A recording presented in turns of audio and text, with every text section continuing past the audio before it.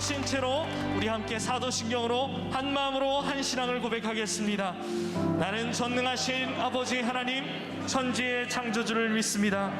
나는 그의 유일하신 아들 우리 주 예수 그리스도를 믿습니다.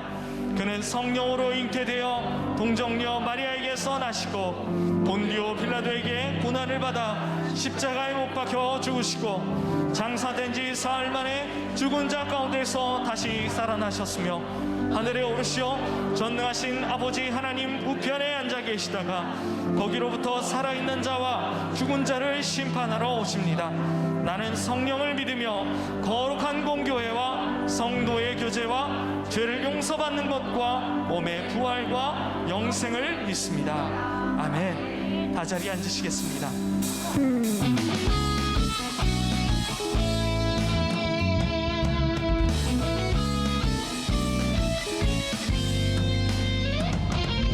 주와 같이 길 가는 것 즐거운 일 아닌가. 우리 주님 걸어가신 주님이 한 해 동안 이 말씀의 여정으로 여러분을 초대하십니다. 주와 같이 길 가는 것 즐거운 일 아닌가. 우리 주님 걸어가신 발자취를 밟겠네. 한 걸음 주 예수와 함께 날마다 우리 걸어가. 어린아이 같은 우리 미련하고 약하나 주의 손에 이끌리어 생명길로 가겠네. 한 걸음 주 예수와 함께 날마다 애롭같이 우리도 주의 말씀 주의 음성 듣는 한 해가 될 것입니다. 예선지자 애녹같이 우리들도 천국에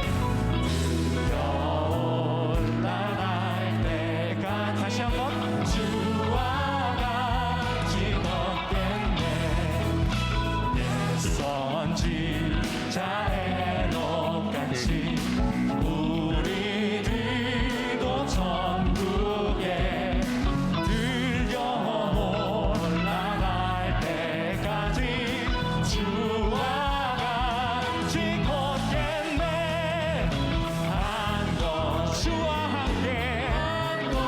주와 함께 주 예수와 함께 날마다 우리 걸어. 우리 마지막으로 한 걸음 주 예수와 함께 날마다 우리 걸어가. 할렐루야. 우리 주님이 함께 하시기 때문에 우리에게 기쁜 여정이 될 줄 믿습니다. 우리 이 시간 여러분이 채팅으로 함께 참여했으면 좋겠습니다. 주님을 따르는 예배자가 되겠습니다. 주님을 따르는 예배자가 되겠습니다. 그렇게 걸단하시고 헌신하시면서 함께 찬양하겠습니다. 아무도 우리도 손을 높이 들고 성령이 계시네.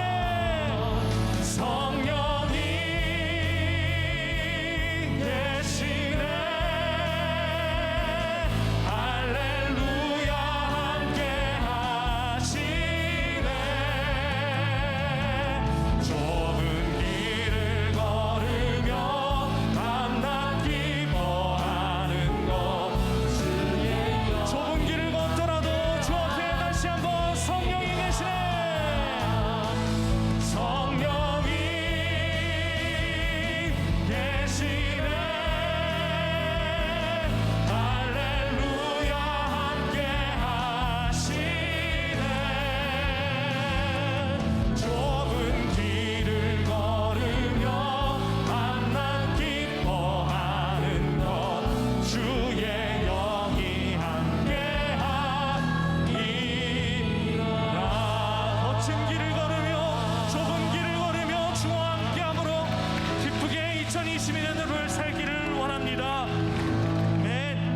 기도하시겠습니다. 지금도 진정한 예배자를 찾으시는 주님, 첫 주일 예배의 첫 마음을 가장 좋은 것으로 구별하여 주님 앞에 올려드립니다. 우리의 구별된 마음과 이 예배를 흠양하여 주옵소서. 올 한 해 만나교회 모든 성도들이 말씀으로 돌아가자 결단합니다. 살아있는 하나님의 말씀, 영을 살리는 생명의 말씀을 통해 회개하며 주의 뜻을 분별하는 풍성한 한 해 되도록 인도하여 주옵소서. 이 작업을 위하여 먼저 앞서가시는 우리 담임 목사님을 지켜주시고 성대를 보호하시며 지치지 않는 힘을 주시고 알 수 없는 강한 힘과 능력이 말씀을 읽을수록 더해갈 수 있도록 붙잡아 주시옵소서. 우리도 오늘 말씀을 듣고 깨닫는 지혜를 허락하여 주사 주님 앞에 신령과 진정 온 마음의 예배를 올려드리게 하여 주옵소서. 모든 예배의 주인이 되시는 예수 그리스도의 이름으로 기도합니다. 아멘.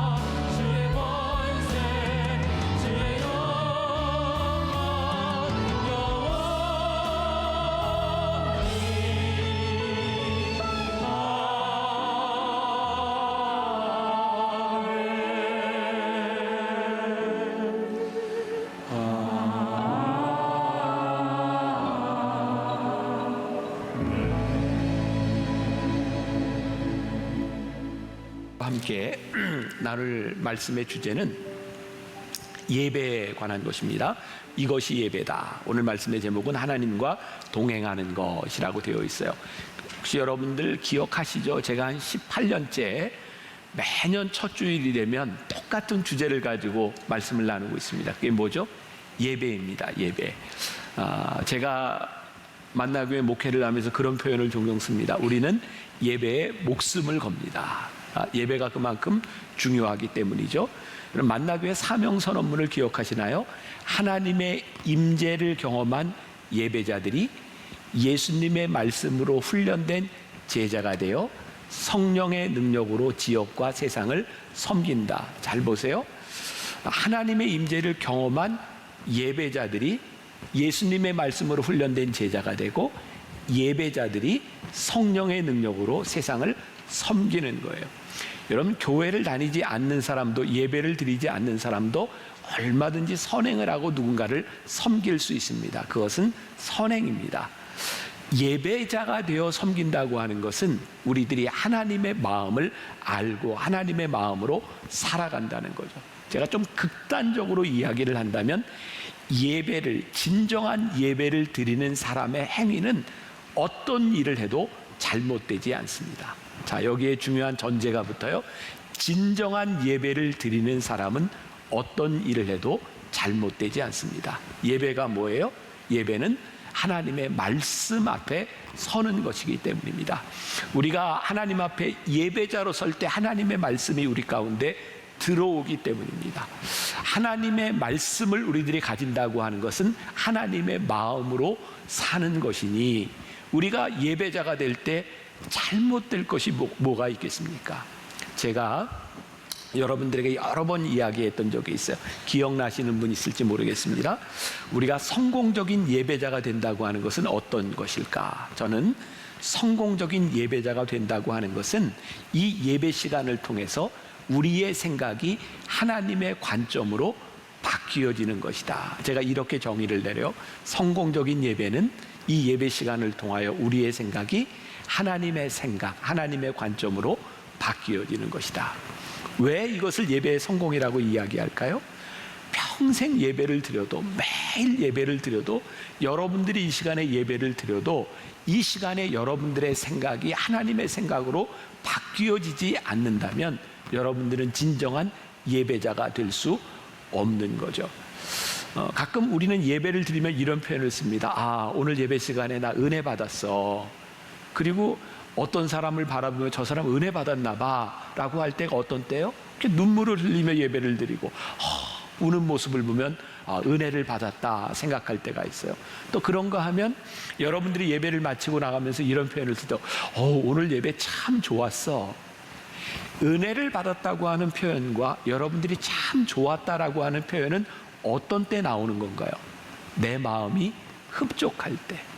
근데 우리가 분명히 알아야 되는데 이 예배 시간에 내 마음에 들고 내 마음이 흡족하다라고 하는 것을 내가 예배에 성공했다거나 내가 은혜를 받았다는 것으로 착각하지 말아야 된다. 우리가 예배의 은혜를 받고 우리들이 예배의 성공자가 된다고 하는 것은 우리의 생각이 하나님의 생각으로 바뀌어지는 것인데, 하나님의 생각으로 바뀌어질 때 필연적으로 우리들에게 나타나는 현상이 있다. 그게 뭐냐면 우리들에게 찾아오는 아픔이죠. 왜 그럴까요? 여러분, 성경에 보니까 하나님의 말씀은 살았고 운동력이 있다 이렇게 말씀하세요. 하나님의 말씀은 어떤 이 칼처럼 심령 골수를 쪼개는 능력이 있다라고 말씀하고 있어요. 여러분, 하나님이 우리 가운데 역사할 때 필연적으로 우리들에게 만족이 찾아오기보다는 어떤 면에서 우리들에게 큰 아픔이 찾아오는 것이 정상입니다. 왜일까요? 지극히 이기적이고 지극히 인간적이고 지극히 욕심 많은 우리의 생각 가운데 하나님의 말씀의 검이 들어올 때 어떻게 아프지 않겠어요? 우리의 욕망이 깨어지는 것, 우리의 생각이 깨어지는 것이 어떻게 아프지 않겠어요? 그래서 제가 오늘 여러분들에게 이렇게 도전하고 싶은 것 중에 하나는, 여러분들이 2022년 예배를 드릴 때마다 여러분들 가운데 말씀으로 인하여 부딪히는 아픔이 있기를 소원했으면 좋겠어요. 내 만족이 아닌 하나님의 말씀이 우리 가운데서 역사하는 것. 저는 예배 시간에 종종 우리들이 가지고 있는 예배 의식이라는 것이 있어요. 여러분들 다 같이 일어나서 찬양합시다 이럴 때도 있고, 이번에는 앉으세요, 또 같이 교독을 합시다, 우리 사도신경을 같이 외웁시다. 사실 예배 시간에는 우리들이 하고 싶은 것, 우리들이 원하는 그러한 행동을 마음대로 하는 것이 아니라 때때로 우리가 원치 않는 일들을 따라해야 될 때도 있어요. 근데 참 신기하죠? 우리들이 원치 않는 그런 일들, 우리들이 따라하고 우리들이 순종하면서부터 우리의 생각이 깨어져 내리기 시작하는 거죠. 그러니까 예배는 철저하게 하나님 앞에 내가 깨어지는 그런 시간을 가지는 것이 예배라는 거예요. 우리가 종종 예배에 대하여 착각하는 것이 있어요. 많은 사람들이 마치 예배를 드릴 때 보험 드는 것처럼 예배를 드려요. 아마 지금 이 시간에도 이 코로나라고 하는 게 우리들에게 참 많은 그런 습관을 이제 가져다 주게 됐는데, 이제 굳이 교회를 나오지 않아도 우리들이 영상을 통해서 차를 타고 가면서 유튜브를 딱 켜놓고 예배를 드릴 수 있어요. 차를 타고 가면서까지 예배를 드리는 그 행동들, 오늘 지금 말씀을 듣는 사람들 가운데도 그것이 믿음이 좋아서 하는 행동일까요? 아니면 이거 내가 주일날 놀러 가는데 이거 예배를 안 드리면 좀 찜찜해, 이거 가다가 사고 나면 어떡하지? 그래서 마치 보험을 드는 심정으로 예배를 드리는 사람도 있어요. 그래도 요거 예배는 드려야 일주일이 찝찝하지 않아. 특히 모태신앙인들에게, 신앙생활을 오래 한 사람들에게 예배를 마치 보험 드는 것처럼 그렇게 예배를 드리는 사람도 있다. 여러분, 이러한 예배가 얼마나 비인격적이고 미신적인 예배입니다. 이 예배 안에서 하나님과 우리들 사이에 인격적인 만남이 일어나지 않는다면 이 예배에서 우리는 결단코 성공자가 될 수 없는 것이죠. 제가 예배에 대한 설교를 지난 18년 동안 여러분들과 하면서 두 개의 성경 구절을 제일 많이 인용했던 것 같아요. 그 중에 하나가 로마서 12장 1절부터 2절까지 말씀입니다. 보면 생각이 나실 거예요. 자, 같이 한번 봉독합시다. 시작. 그러므로 형제들아, 내가 하나님의 모든 자비하심으로 너희를 권하노니 너희 몸을 하나님이 기뻐하시는 거룩한 산 제물로 드리라. 이는 너희가 드릴 영적 예배니라. 너희는 이 세대를 본받지 말고 오직 마음을 새롭게 함으로 변화를 받아 하나님의 선하시고 기뻐하시고 온전하신 뜻이 무엇인지 분별하도록 하라. 여기 보니까 너희가 드릴 영적 예배가 뭐라고요? 너희 몸을 하나님이 기뻐하시는 거룩한 산 제물로 드리라. 이게 로마서 12장에 있는 거예요. 많은 분들이 로마서를 조금 오해합니다. 로마서는 의에 대해서 이야기하죠. 하나님의 은혜에 대해서 오직 의인은 믿음으로 산다. 이 믿음을 강조해요. 만일 로마서가 이렇게 의와 믿음과 은혜만을 강조하는 성경이라면 11장에서 끝나야 됩니다. 근데 로마서가 12장으로 이어지는 게 어떤 의미인지 아세요? 믿음과 의로 새롭게 된 사람들이 살아야 되는 삶의 모습을 12장부터 이야기하고 있는데, 그 중에 첫 번째가 뭐냐면 너희의 몸을 거룩한 산 제물로 드리라. 이것이 우리가 드려야 될 영적 예배라고 말씀하고 있는 거예요. 여러분, 산 제물이라고 하는 것은 이렇게 표현할 수 있어요. 우리의 삶을 하나님께 예배로 드려라. 우리의 삶을 하나님께 예배로 드릴 때 이 예배는 분리되지 않아요. 자, 이게 무슨 의미일까요? 지금 우리가 예배를 드리는데 만나 교회라고 하는 이 공간 안에서, 그리고 지금 12시라고 하는 예배 시간 안에서 예배를 드리고 있어요. 시간과 공간 안에서 예배를 드리고 있죠. 그래서 많은 사람들이 예배를 그렇게 분리하는 거예요. 우리가 예배를 드리는 시간이 있고 우리가 우리의 삶을 사는 시간이 있는 거예요. 로마서에서 우리들에게 뭐라고 말씀하세요? 우리의 영적 예배란 우리의 삶을 하나님께 드리는 것이다. 그러니까 예배가 이렇게 시간과 공간에 제한된 것이 아니라 우리의 삶 전체가 예배가 되는 것, 이것을 영적 예배라고 말씀하고 있는 거예요. 자, 여러분들에게 한번 물어봅시다. 대답은 안 하셔도 괜찮아요. 자, 여러분들이 지금 이 시간과 공간 안에서 드리는 예배 가운데 하나님의 은혜가 더 필요할까요? 아니면 여러분들이 살아가는 삶을 예배로 살아갈 때 하나님의 은혜가 더 필요할까요? 그냥 속으로만 생각하셔도 괜찮아요. 자, 지금 이 시간에 여러분들이 예배를 드리는데 하나님의 은혜가 절실하게 필요하다고 느끼십니까? 아니에요. 그냥 여러분들 예배를 드리면 됩니다. 모든 사람들이 함께 찬송하고 모든 사람들이 함께 기도하고 모든 사람들이 함께 말씀을 듣는, 그냥 앉아 있으면 예배가 됩니다. 그런데 여러분들의 삶을 예배로 드리려고 작정하는 순간 여러분들의 삶에는 하나님의 은혜가 필요합니다. 왠지 아세요? 하나님의 도우심이 없이 이 세상 정욕적이고 이기적이고 지극히 자기중심적인 이 세상 가운데서 우리가 예배자로 살아가는데 얼마나 큰 하나님의 은혜가 필요하겠어요. 그러니까 우리가 하나님의 은혜를 경험하고 살아가는데 실상은 우리가 드리는 이 예배 시간보다 이 세상 안에서 우리들의 삶을 거룩하게 구별하여 드릴 때 우리는 더 큰 하나님의 은혜가 필요하고 하나님의 은혜를 경험하게 되는 거죠. 지난주까지 여러분들 광야 시리즈 8개의 말씀을 함께 나누었어요. 제가 여러분들에게 자주 했던 말인데 기억이 나실지 모르겠어요. 광야, 그거 지나가는 겁니다. 어디를 향해서? 가나안 땅을 향해서. 근데 여러분, 제가 요즘 이 성경 통독을 위해서 성경을 다시 정독하고 다시 읽다가 발견하게 된 것인데요, 하나님께서 이스라엘 백성을 가나안 땅으로 인도하실 때 그 가나안 땅이 축복의 땅이 아니고요, 실상은 하나님께서 이스라엘 백성을 가나안 땅에 인도하셔서 그들에게 복을 주시려 하더라고요. 이거 굉장히 다른 겁니다. 거기가 축복의 땅이 아니라 하나님이 축복을 주시려는 땅이 가나안 땅이더라고요. 그렇게 성경을 보니까 여러분, 우리가 그동안 참 힘들게 성경을 보면서 창세기 출애굽기까지 참 그래도 흥미롭게 읽다가 레위기 민수기 신명기 가면 레위기 민수기 신명기예요. 힘들어요. 잘 지나가지 못했어요. 왜? 거기에 율법, 제사, 사람 숫자를 세고 또 반복되고 또 반복되는 많은 규칙과 율례에 대한 이야기들이 얼마나 지겨웠는지 몰라요. 그런데 제가 요즘 말씀을 다시 보면서 깨닫게 된 게, 왜 하나님께서 그렇게 지겹도록 동일한 말씀과 제사법과 율례에 대해서 그렇게 지겹도록 반복하고 있는지 하나님의 마음이 느껴지는 거예요. 그 이유가 뭔지 아세요? 너희들이 하나님께서 말씀하시는, 이끌어주시는 그 가나안 땅에서 너희들이 복된 하나님의 은혜를 누리기 위하여 너희들이 이 세상에서 지켜야 될 율례와 규례와 법들이 이렇게 중요하다고 하는 것을 하나님께서 끊임없이 보여주고 그것을 축복의 땅으로 만들어주고 계신 거예요. 여러분, 로마서가 우리들에게 이야기하는 너희들의 몸을 산 제물로 드리고 너희들의 삶을 하나님 앞에 예배자가 되게 하라고 하는 이 말씀은 우리들의 삶을 예배자로서 세상에서 복되게 살아갈 수 있도록 만드는 일이에요.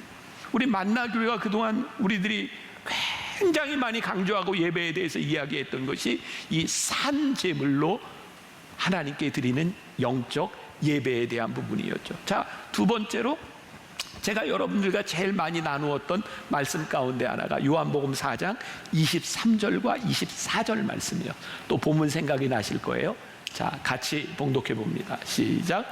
아버지께 참되게 예배하는 자들은 영과 진리로 예배할 때가 오나니 곧 이때라. 아버지께서는 자기에게 이렇게 예배하는 자들을 찾으시니라. 하나님은 영이시니 예배하는 자가 영과 진리로 예배할지니라. 자, 성경의 복음서에 보면 예수님께서 예배에 대해서 말씀하신 딱 한 구절이 여기 있습니다. 예수님께서 예배에 대해 말씀하세요. 예배는 뭐라고요?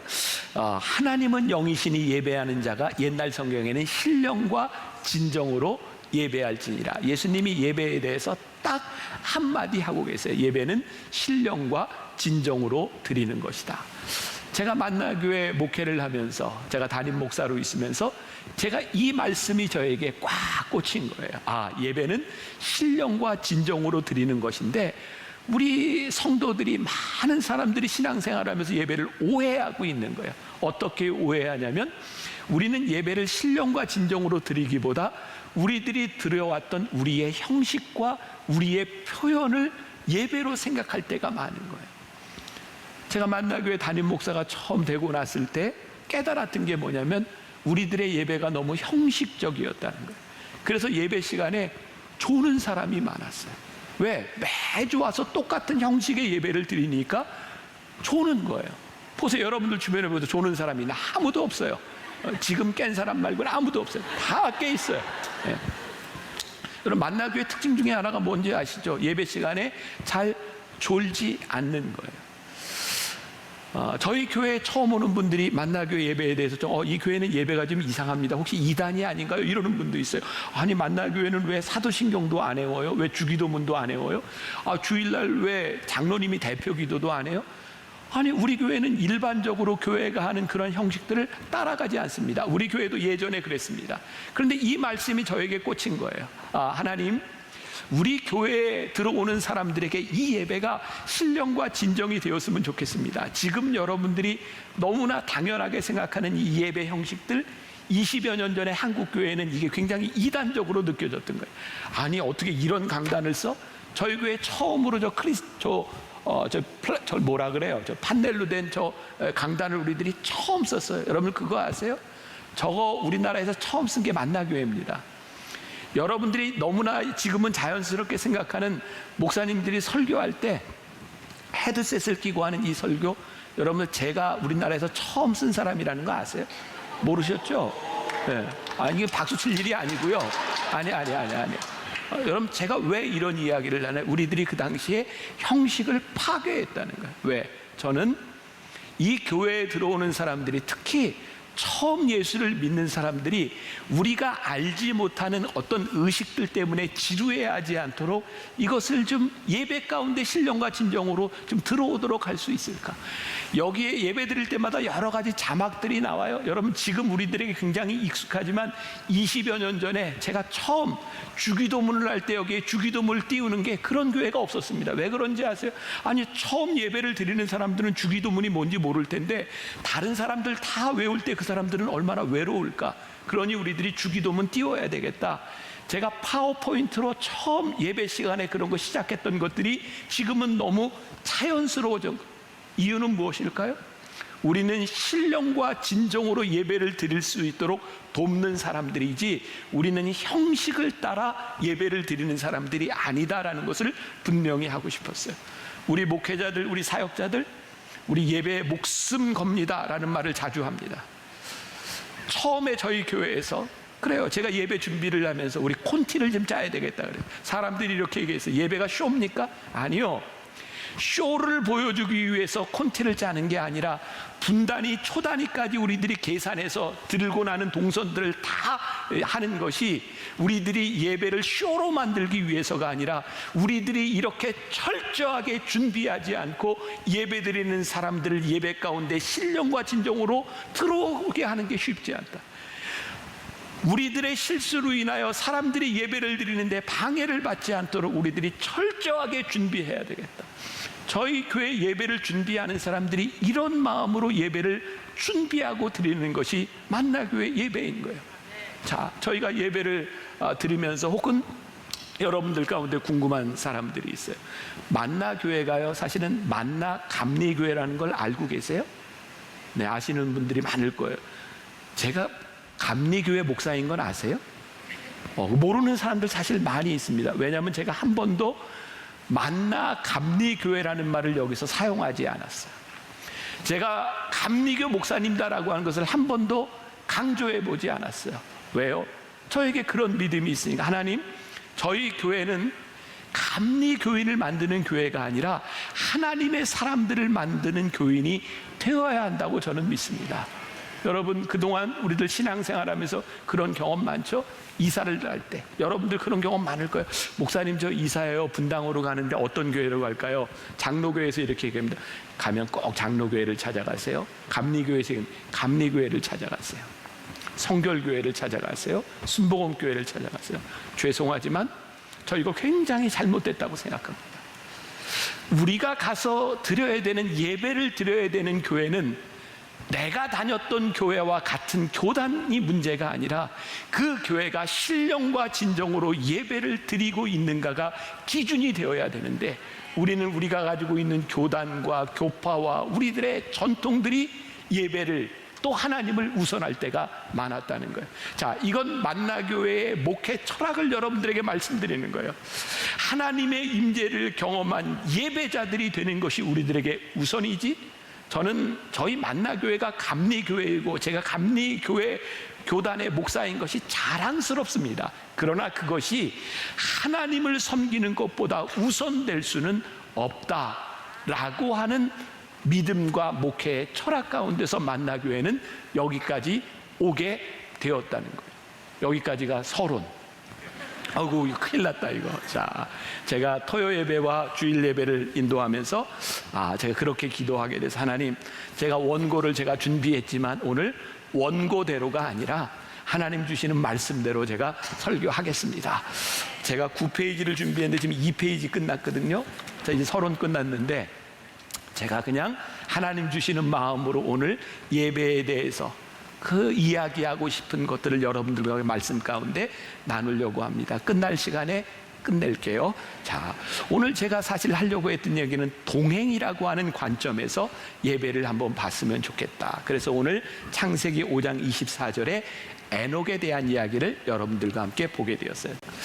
에녹이 살고 있었던 시대에 에녹이 하나님과 동행했다. 이 말이 이제 저에게 이제 와 닿았는데 그 당시에 하나님은 모든 사람들과 함께 하셨을 거예요. 왜? 하나님이 창조하신 이 세상 가운데 하나님은 무소부재하신 하나님이니까. 그런데 왜 에녹에게 하나님과 함께 했다라는 표현이 아니라 동행했다라는 표현을 썼을까? 그리고 에녹은 하나님께 불리움을 받았다라고 말하고 있을까? NIV 영어 성경을 보니까 이 동행이라고 하는 말을 walk with Jesus, walk with God이라고 되어 있더라고요. 하나님과 함께 걸었다. 하나님이 우리와, 아니 이 세상 어디에도 하나님은 함께 하십니다.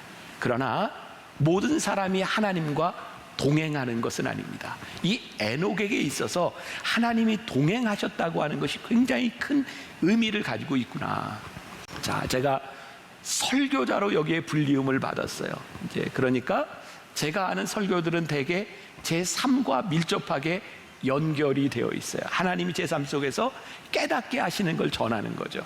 자, 제가 우리 아이들이 어렸을 때, 초등학교 다닐 때, 중고등학교 다닐 때, 입시를 지날 때, 또 아이들이 결혼할 무렵에 그 아이들의 이야기들 자주 했어요. 그 가운데서 깨닫게 하시는 은혜들이 있으니까. 근데 저에게 지금 큰 변화가 왔죠. 손녀가 생긴 거예요.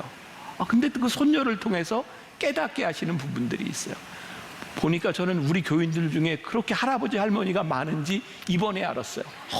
목사님, 그 손녀 얘기를 하는데 가슴에 와닿습니다. 절절히 와닿습니다. 꽤 할아버지 할머니들이 많은 것 같아요. 어떤 분이 그런 이야기를 해요. 자식을 키우느라 참 힘겹게 살았던 사람들에게 주시는 하나님의 선물이 손자 손녀라 그러더라고요. 이게 그만큼 큰 기쁨을 가져다 준다는 거죠. 아이고, 우리 장로님 격하게 고개를 끄덕끄덕 하시네. 네. 자, 제가 우리 손녀가 이제 한 달하고 조금 한 주 더 지났어요. 아직 아무것도 모르는 애죠. 근데 제가 두 번 저희 집에서 제 아내하고 같이 그 아이를 좀 봐주고 잠을 자게 됐어요. 오늘 밤도 우리 손녀가 와서 저하고 같이 잡니다. 제가 우리 아들, 딸을 키울 때 그렇게 해보지 않았던, 아이들 우유를 먹이고 우유 먹일 때 이렇게 트름을 이렇게 트름할 때까지 이렇게 만져주고 또 이렇게 재우고. 근데 이놈이 2시간마다 한 번씩 먹어요. 그러니까 30분, 40분 이렇게 트름 시켜주고 이렇게 앉아있다 보면 1시간 있다 또 먹어요. 이놈이 그냥 잠을 잘 못 자는 거예요. 그래서 제가 이렇게 안고 이렇게 하루를 지나다 보면 여기에 막 우유도 먹고 또 조금 토하기도 하고 묻어요. 옷을 갈아입어요. 근데 참 신기한 게 옷을 갈아입고 이렇게 밖에 나와서 다니는데 애기 냄새가 나요, 계속. 진짜 냄새가 나는 게 아닌데 그냥 애기가 있는 것 같아요. 이 애기가 뭘 합니까? 그냥 먹고 자요. 이 애기가 저한테 아무것도 해주는 게 없어요. 그런데 애기를 안고 있는 이 할아버지가 기뻐요. 저에게 그런 생각이, 말씀을 준비하다가 하나님께서 느끼시는 기쁨이 이런 기쁨이겠구나. 우리가 오늘 예배를 드리며 하나님께 우리들이 뭘 해드려요? 우리가 무엇으로 하나님을 만족시켜 드릴 수 있어요? 우리가 할 수 있는 것이 아무것도 없어요. 그런데 하나님께서 오늘 하나님과 동행하며 예배 드리는 우리를 바라보며 하나님이 기뻐하시는 거예요. 네가 내 품 안에 있구나. 내가 기쁘다. 이게 굉장히 감격스럽게 느껴진 거예요. 예배가 우리가 어떤 행위에 대한 문제가 아니라 오늘 하나님께 예배하는 우리의 모습을 하나님께서 기뻐하시는구나. 우리가 지금 그 예배를 드리고 있구나. 그 생각을 하니 우리가 이 예배를 소홀히 할 수가 없는 거예요. 우리가 형식적으로 그냥 앉아있는 것이 아니라 우리들이 하나님의 기쁨이 되어 앉아있는 거예요. 저는 올 한 해 우리가 말씀으로 돌아가자라고 하는 주제를 가지고, 우리가 사실은 큰 타이틀이 레트로입니다. 우리의 신앙을 다시 한번 돌아보면서 우리의 신앙을 회복하자고 하는 거예요. 하나님, 말씀으로 돌아가며 우리의 예배가 회복되게 하여 주옵소서. 본질적인 예배의 모습으로 우리들이 돌아가게 하여 주옵소서. 이게 하나님의 기쁨이구나. 제가 작년에는 자전거를 타기 시작했습니다. 우리 이제 목사님들하고 자전거를 타는데 같이 자전거를 타면서 제가 다칠까봐 걱정이 많아요. 그래서 저를 이제 보호해 주려고 많이 노력을 하죠. 자전거를 잘 타는 목사님이 이렇게 자전거를 같이 타다 보면 앞장서서 이렇게 안내를 해요. 손으로 이렇게 손짓도 오른쪽, 왼쪽, 뭐 서행, 뭐 이렇게 도로에 물이 있습니다. 이렇게 이야기를 하면서 이렇게 자전거를 타요. 그리고 자전거를 한참 타다가 이제 힘들 때쯤 이렇게 모여서 뭐 잠실 선착장, 뭐 이렇게 뭐 잠수교 이런 데 가서 같이 모여서 이렇게 음료수를 먹어요. 그런 생각이 들더라고요. 우리가 같이 한다고 하는 것은 늘 딱 붙어서 하는 것을 의미하는 것이 아니라 때로 누군가 앞서가고 뒤에 가고 차이가 날 수도 있지만 같이 가는 사람들은 모여서 함께 했던 기쁨과 수고를 누리게 되는 거예요. 여러분, 우리가 하나님과 동행하는 이 예배 가운데 우리들이 동일한 영적 상태에 있는 것이 아니에요. 우리의 믿음의 정도가 다 같은 것도 아니에요. 그러나 우리가 함께 하나님과 동행하며 하나님과 함께하는 이 동행함과 예배의 기쁨을 누릴 수 있는 것이 우리들에게 필요하고 그것이 귀한 거죠. 1월 6일자 주님은 나의 최고봉, 여러분들이 한번 다시 돌아가서 봐도 괜찮아요. 거기에 예배에 대한 것이 나와 있어요. 예배를 이렇게 정의했어요. 오스왈드 챔버스가. 예배란 하나님께서 우리에게 주신 가장 좋은 것을 다시 하나님께 드리는 것이다. 이 구절을 가만히 묵상해 보세요. 하나님께서 우리에게 주신 가장 좋은 것을 다시 하나님께 드리는 것이다. 자, 여러분, 우리가 오늘 하나님과 함께 예배를 드리면서 우리에게 주신 가장 좋은 것을 하나님께 드리는 거예요. 예배 시간에 어떤 일이 일어날까요? 이 예배를 드리기 위해서 우리들이 묵상하고 생각하는 게 있죠. 하나님께서 나에게 주신 가장 좋은 것이 무엇일까? 여러분들의 인생에 하나님께서 주신 축복이 무엇일까? 하나님의 은혜가 무엇일까? 그러니까 우리가 하나님께 나에게 주신 가장 귀한 것을 하나님께 드리려고 생각하고 묵상하는 순간 우리들의 삶이 얼마나 감격스럽겠어요. 야, 하나님이 나에게 주신 은혜가 이것이구나. 그리고 그 은혜를 하나님께 드리는 거예요. 오스왈드 챔버스는요, 하나님께서 우리들에게 주신 최고의 것을 하나님께 돌려드리는 그것이 무엇인가? 그것을 순종이라고 얘기하고 있습니다. 하나님 앞에 최상의 순종, 그것이 하나님께 드릴 수 있는 하나님을 가장 기쁘시게 하는 일이다. 오늘 제가 한 가지 이야기로 말씀을 마치려고 하는데, 오늘 예배를 마치고 가는데 우리 미디어 교회 성도인데 저한테 그러더라고요. 목사님, 그 글 예전에 한번 쓴 적 있죠? 네, 제가 기억이 생생하게 나요. 제가 그 돌아가신 조용기 목사님, 작년에 돌아가셨잖아요. 그분이 저에게 하셨던 이야기를 제가 마음에 이렇게 새기고 있는데, 그분이 이런 얘기 하더라고요. 저한테 식사하시면서, 김 목사님, 좋은 설교가는 한 번 한 예화를 다음번에 안 한 것처럼 또 하는 게 좋은 설교가야. 이유는 좋은 예화를 한 번만 쓰지 말고 또 쓰면 더 좋아. 제가 마음에 굉장히 와닿았던 이 이야기인데 아마 여러분들은 거의 기억을 못 하실 거예요. 자, 제가 요 이야기를 하나 들려드리려고, 제가 책을 그대로 읽어드리려고 해요. 존 비비오 목사님이 쓴 무엇이 선인가라고 하는 책에 나오는 이야기인데, 이 존 비비오 목사님이 달라스에서 목회를 할 때 처음으로 미식 축구에 대한 관심을 가지게 돼요. 여러분, 미국 사람들이 제일 좋아하는 스포츠가 미식 축구입니다. 이 달라스에는 달라스 카우보이스라고 하는 미식 축구팀이 있고요. 이 목사님은 어느새 그 팀을 열렬하게 응원하는 사람이 된 거죠. 그런 상황 가운데서 있었던 이야기입니다. 한번 들어보세요.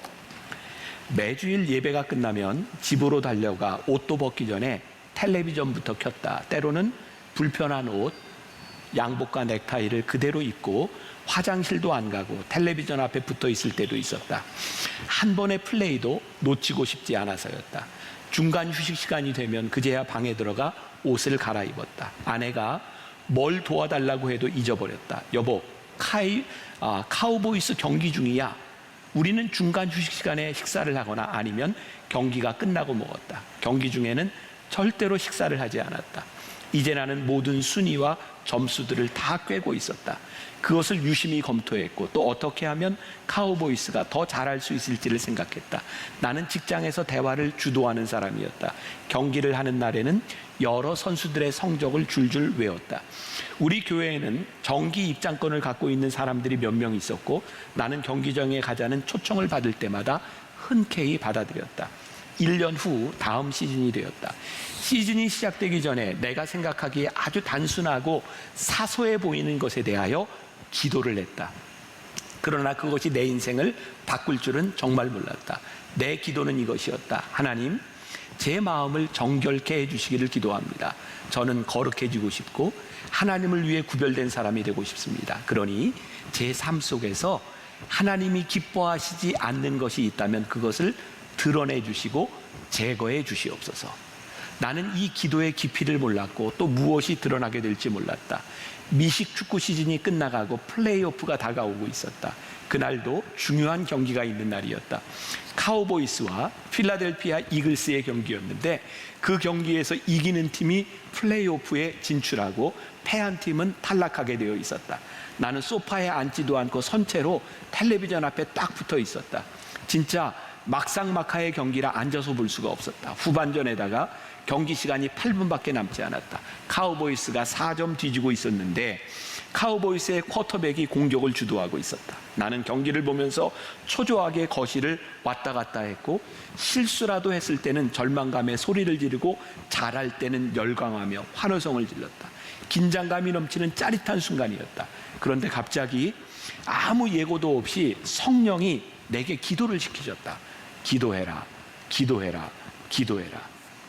그런 충동이 갑자기 나를 압도했다. 그것은 무거운 짐처럼 내 마음 깊은 곳을 강하게 무겁게 짓눌렀다. 나는 성령님이 우리가 물러나 기도하기를 원하실 때 이런 충동이 생긴다는 것을 알았다. 마침 아내가 가까이 있지 않았기에 나는 큰 소리로 이렇게 말했다. 주님, 이 경기가 8분밖에 안 남았어요. 끝나면 기도할게요. 그런데 그 충동은 계속되었다. 도무지 누그러질 기미가 안 보였다. 몇 분이 지났다. 나는 여전히 마음을 가라앉히라고 애쓰며 이렇게 소리쳤다. 주님, 이 경기만 끝나면 6시간 동안 기도할게요. 이제 6분밖에 안 남았어요. 마침 우리 팀이 공격을 하고 있었다. 나는 그들이 이 중요한 경기에서 이길 거라는 걸 직감했다. 하지만 기도를 해야 한다는 압박감은 여전히 나를 떠나지 않았다. 사실은 더 강해졌다. 나는 절망했다. 경기 도중에 자리를 뜨고 싶지 않았다. 그래서 큰 소리로 말했다. 주님, 오늘 남은 시간 동안 기도하겠습니다. 주님이 원하신다면 밤새 기도할게요. 나는 나머지 경기를 다 보았다. 카우보이스가 승리했고 경기장은 흥분과 열광으로 가득했다. 나도 그들과 함께 기뻐했다. 그러나 하나님께 한 약속이 있었다. 곧바로 텔레비전을 끄고 계단을 올라가 내 서재로 들어갔다. 문을 닫고 카페 뒤에 무릎을 꿇고 앉아 기도하기 시작했다. 그러나 기도를 해야 한다는 압박감이 사라졌다. 더 이상 마음의 짐이 느껴지지 않았다. 정말이지 조금도 그런 느낌이 없었다. 아무것도 느껴지지 않았다. 나는 그 느낌을 되살리려고 노력했다. 기도하려고 노력했다. 하지만 내 입에서 나오는 말들은 진부하고 생기가 없었다. 오래지 않아 무슨 일이 일어났는지 깨달았다. 나는 하나님의 요청보다 달라스 카우보이스의 경기를 선택한 것이다. 카펫에 얼굴을 묻고 탄식했다. 하나님, 누가 저에게 내 인생에서 누가 더 중요하냐? 하나님이냐 달라스 카우보이스냐라고 묻는다면 저는 주저함 없이 당연히 하나님입니다라고 대답할 것입니다. 그런데 저는 방금 제 행동으로 누가 더 중요한지를 드러냈습니다. 하나님이 저를 필요로 하셨으나 제가 하나님보다 축구 경기를 선택했습니다. 제발 저를 용서해 주십시오. 그 즉시 내 마음속에서 이런 음성이 들렸다. 아들아, 나는 내가 5시간 기도를 제물로 바치는 것을 원하지 않는다. 내가 바라는 것은 순종이다. 우리가 하나님과 동행하며 우리들이 드려야 될 2022년의 예배 가운데 최고의 예배를 드리기 위해서 하나님께서 우리들에게 요구하시는 것은 순종입니다. 순종은 포기가 전제되어 있습니다.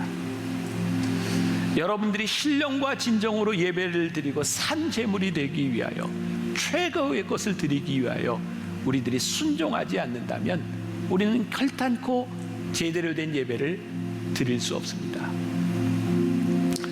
어제 송구영신 예배를 드리기 전에 우리 교회 장로님들, 목회자들 다 흩어져서 여러분들이 앉아있을 이 자리를 생각하며 이 강단 저 뒷자리까지 다 흩어져서 기도했어요.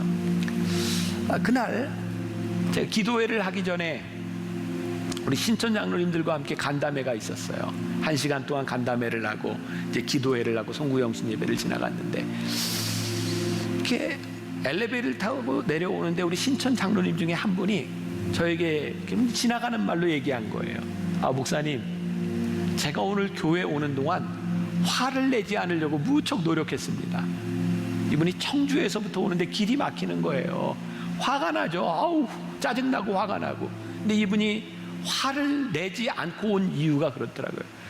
아이고, 이제 교회 가면 기도해야 되는데, 교회 가면 간담회를 하고 송구영신 예배를 드려야 되는데, 제가 장로가 돼서 생각해 보니까 여기서 화를 내면 안 될 것 같아요. 제가 그게 귀하다고 생각했어요. 하나님께서 어쩌면 우리들의 마음속에 이렇게 말씀하시죠. 너 화내지 마. 예배 시간에 오기 전에 화내지 마. 네가 예배 드려야 돼.